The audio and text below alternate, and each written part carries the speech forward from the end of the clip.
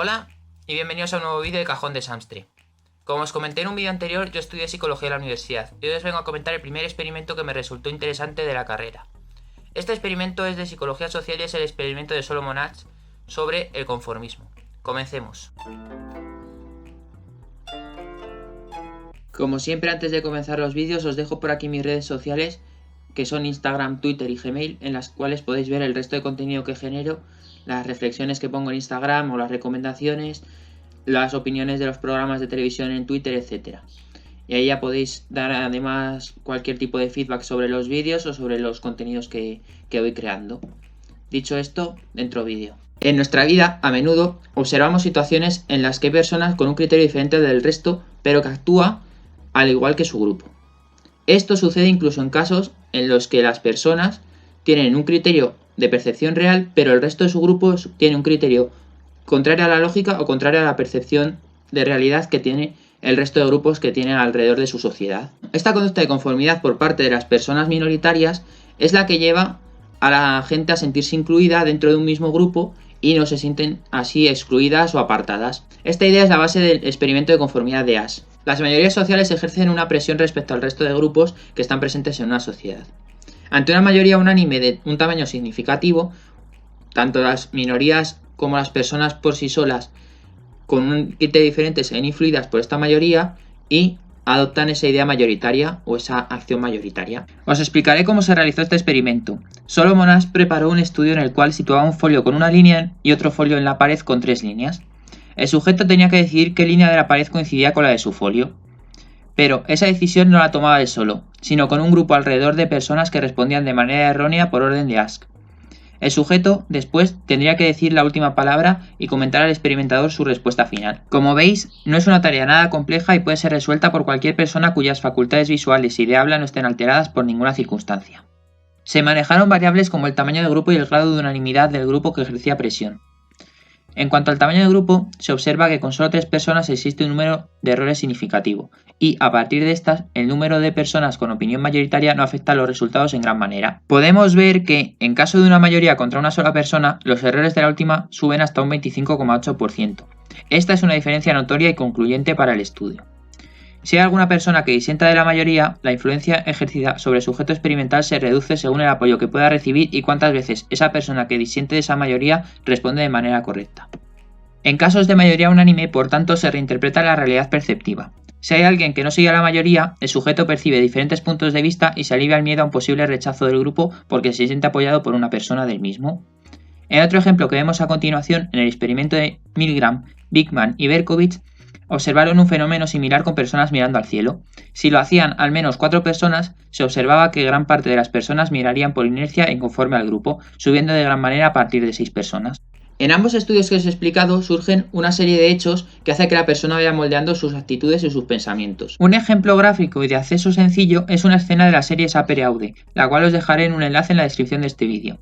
En esta escena la profesora pide a sus alumnos que digan que una carpeta verde que ella posee es, en realidad, de color rojo. En esa clase no está el protagonista o el sujeto experimental, el cual se llama Paul.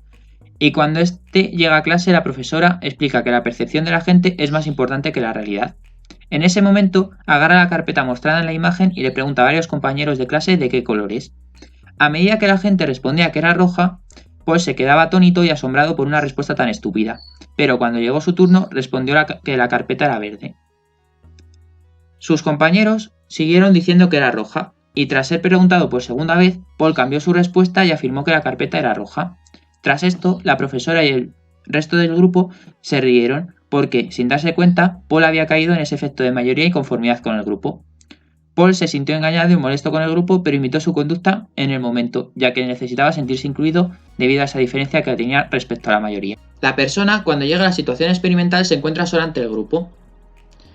Esta persona ve que las personas que están en el grupo van dando sus opiniones, van dando sus ideas y todas son las mismas y son diferentes a su propio criterio. Tiene la convicción este sujeto de que su criterio es el válido y el del grupo está equivocado. El grupo, al ver que disiente de esta persona, sigue reforzando la idea mayoritaria que estaban dando previamente y esto le hace al sujeto experimental dudar de si su criterio es válido o si tiene que alinearse al grupo. Al ver esta diferencia, el sujeto ya tiene que decidirse de si su opinión es la válida o si es válida la del grupo y se tiene que posicionar. Al contrario de lo que podríamos pensar, que podríamos decir, bueno, pues se mantendría en su propio criterio y llevaría a cabo que seguiría siendo su propia idea y actuaría de la misma manera, pero no actúa de la misma forma. Se suele alinear con el grupo y así eliminaría cualquier conflicto. El dilema, ¿cómo se puede desarrollar?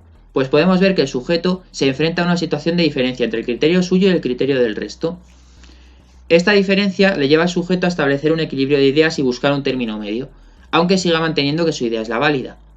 El sujeto, al ver que contradice al resto, sí que ya empieza a dudar de sí mismo y busca la situación intentando pactar o buscando una percepción nueva que le ayude a estar más de acuerdo y poder meterse dentro del grupo.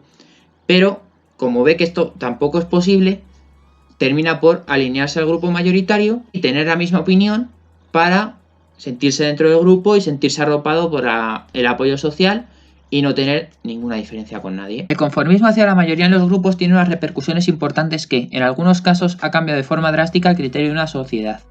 En primer lugar están las fake news sobre sucesos que no ocurren, en las que algunos medios difunden noticias que, a conciencia de ser falsas, consiguen hacerse un hueco en el imaginario colectivo. Estos medios, apoyados por un grupo amplio y sus intereses, insertan esta idea en el mismo y presionan de manera tanto directa mediante el contacto como indirecta mediante la difusión masiva. Esto hace que el grupo completo, sin fisuras y de manera unánime, perciba la idea falsa como una idea correcta. En este caso, os he dejado los principales bulos difundidos por las personas antivacunas que han sido citados en El País, cuyo enlace también os dejaré en la descripción del vídeo. Otro claro caso de conformismo es la imposición de ideas discriminatorias de los grupos mayoritarios hacia los grupos minoritarios. El ejemplo que os he dejado es el de la archiconocida Alemania nazi, en la cual se insertó como dogmática la idea de que los judíos, la minoría más rica por aquel entonces, fueron los culpables de que Alemania perdiese en la Primera Guerra Mundial.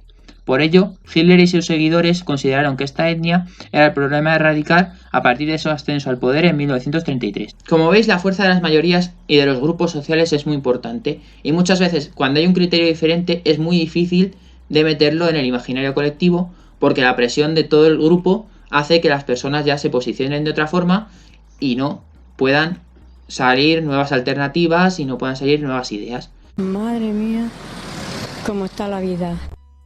Esto, más adelante, si os apetece, os puedo hablar de formas desde la minoría en cómo actuar para que esas ideas minoritarias vayan apareciendo y vayan surgiendo. Por ejemplo, tenéis la película de 12 hombres sin piedad, donde en vez de haber esta situación de conformismo por parte de la minoría, hay una acción de minorías que hace que la mayoría se convenza.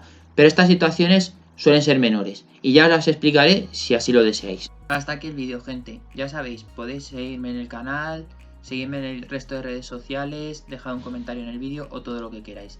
Nos vemos en el próximo vídeo. Espero que este os haya gustado. Un saludo, que vaya bien.